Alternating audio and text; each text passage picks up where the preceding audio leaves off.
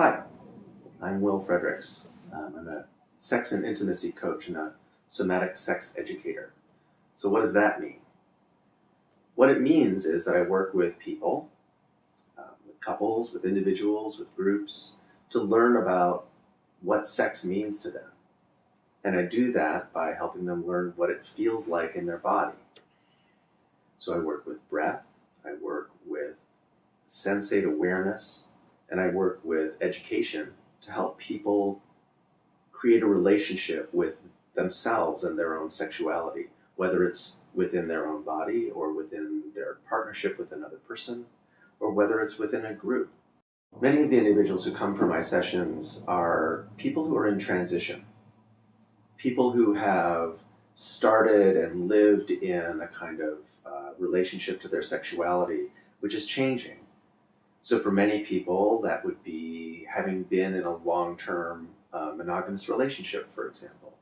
A married person who is coming into a point in their life where their sexuality is waking up and where they're feeling sensations that maybe they haven't felt in a long time, or they want to feel sensations that maybe they haven't felt in a long time. And I work with them to explore that and to see where that can go and what their erotic potential is.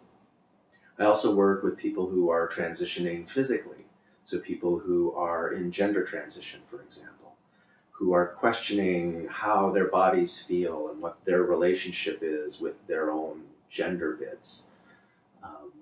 Through that kind of exploration, I can help people discover whole new ways to be in relationship to their genitals and to their sexuality that aren't dependent on the models that they were maybe handed when they were growing up. I also work with couples or with groups to establish boundaries, to work within their relationships with each other, to enhance their own sexual pleasure, to explore new erotic territory, to move into places that maybe they've been curious about but wanted to have someone who could guide them and hold space for them while they moved into those places. I work with men, oftentimes, both to explore their own erotic landscape, and inevitably through that to get into better relationship with the people who they are lovers with. Many men are limited in their experience of what their true erotic potential is. They have the idea, they have an idea that everything erotic is located in their penis, for example, or maybe even just in the tip of their penis. And therefore that every piece of erotic experience is dependent on their penis acting in a particular way, getting hard when they wanted to, staying hard, whether they're limiting themselves in orgasmic potential that way. So what we work with in that context is broadening their experience, letting them have erotic experience that isn't focused on a particular sensation or a particular area, giving them a breadth of experience, a breadth of tools to work with so that they can have a much more fully expressive sexuality. Some of my clients come from an abusive background, and that's a particularly interesting area of work for me. I find that the opportunities that exist in trauma or in working with wounding of various kinds are really great and sources of immense creativity and immense power for people. People who are able to come through a series of traumatic events and come through the healing process of integrating that back into their life oftentimes have from those places access to an amazing universe of experiences and possibilities that it's hard to see when they're still in that place of trauma. So I really value working with people like that. I also work with people who are in the transgender or genderqueer community, working with trans people to do what I call genital mapping is one of the most gratifying kinds of work that I've ever done. helping people to let go of images of body images that they don't agree with, that they don't feel right in, and helping them, giving them the space to declare their own sexual existence is a profound experience. And I am honored and deeply touched every time I can go into that place. My background and history coming into work like this is very broad and really, I think, sets a kind of stage that allows women in particular to relax and come into a kind of trust. I have a bachelor's degree, a Bachelor of Science degree, I have advanced professional degrees, I've worked in, conventional jobs in conventional places very successfully for very many years. My experience with sexuality in those places is part of what informs me and part of what contributes to my ability to work. So I come to this not from a place of trying to prove anything to anybody, but from a place of experience and a place of relaxation. When I come to this work, I'm not coming to it for personal reasons. This is a profession to me. My certification in sexological body work constituted a training over almost a year, working with other professionals to establish a discipline and a kind of practice. There's an international organization of sexological body workers. There's an ongoing support within that community around that particular modality of work. Some of the places that I do work, I've been working at the Center for Sex Positive Culture here in Seattle. I've been a member there and been doing events there for many years now. I do classes at the Sex Positive Art and Resource Center in Victoria, BC. I teach classes and have taught. I revived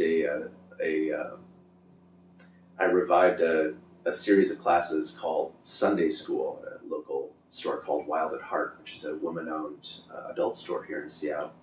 And we did Sunday school classes once a month for a while. And so I do classes in various places. And I take classes in lots of places. I've taken classes with the Body Electric School in San Francisco and here in Seattle, and of course studied sexological body work through the New School of Erotic Touch. In addition to being a sexological body worker, I work with sacred sexuality.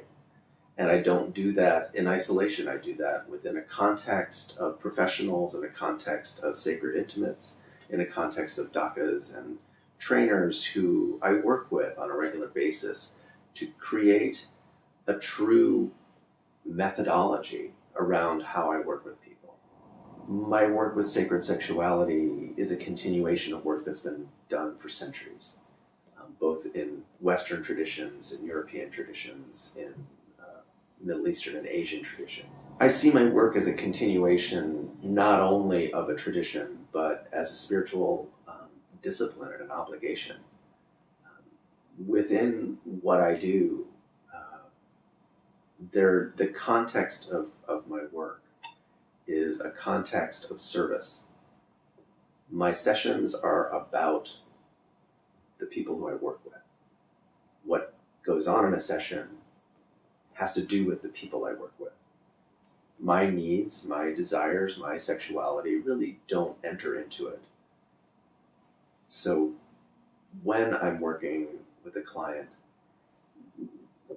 what goes on is driven entirely by my client's desires. One of the biggest issues that I see people come with are issues around their bodies. Our culture has created some very narrow definitions of what a beautiful body is. And definitions so narrow that virtually nobody fits into those definitions. And we're taught that if we don't have a six-pack abs or tiny little waist and great big boobs or you name it, that we don't deserve a sexual life. When people come to me with that, we work with who they are. I see beauty in all sorts of shapes and all kinds of people. And the beauty that I see there comes from their humanness, comes from inside of them. It's their spirits. Their spirits are expressed through their bodies in whatever shapes and forms their bodies take. And helping somebody, holding space, reflecting back to them what I see them as, can be a profoundly life-changing experience. Allowing me to see that vulnerable creature who is inside of the shell that you have developed around yourself, that in itself is a sexually transformative experience. Bringing that precious creature into the pleasure of the body that they have, helping them see that body, helping them see all of that body, and then helping them love that body, gives me immense satisfaction. My home currently is in Seattle, Washington. I do work in Seattle quite a bit. I also travel a fair amount. I've been doing a lot of work in British Columbia, up and down the West Coast, from Seattle to San Francisco to San Diego. I'm also available for travel elsewhere. My schedule currently is filling. And so if it's something, if traveling and or having a more intensive time is something that you're interested in, but you feel restricted by your geography, there are ways that we can work out travel. So I can come to you, I can come to a place near you that you might want to visit, and we can spend time together there. That's all negotiable, and my practice is expanding in a way to include different geographic areas. So another thing you may want to do is keep an eye on my travel schedule, and if you see that I'm going to be in an area near you, contact me and we can see about setting up time together. I have a growing practice. It's become more than just a local practice here in Seattle. I have now a practice that carries me to Canada on a frequent basis. I travel up and down the West Coast. I teach classes to groups and individuals almost everywhere I go. I have a website, namingdesire.com. You may be seeing this little interview there, or you may have come to it from a link from somewhere else. I've been quoted, my work has been quoted in Psychology Today. I have an active blog, and I maintain a lot of contact with other practitioners of varying modalities around the country and around the world. This is something that's important to me, an ongoing practice. It's an ongoing practice for me. So I continue to take classes, and I continue to educate myself and expand my ideas of how this work can impact individuals and society in general.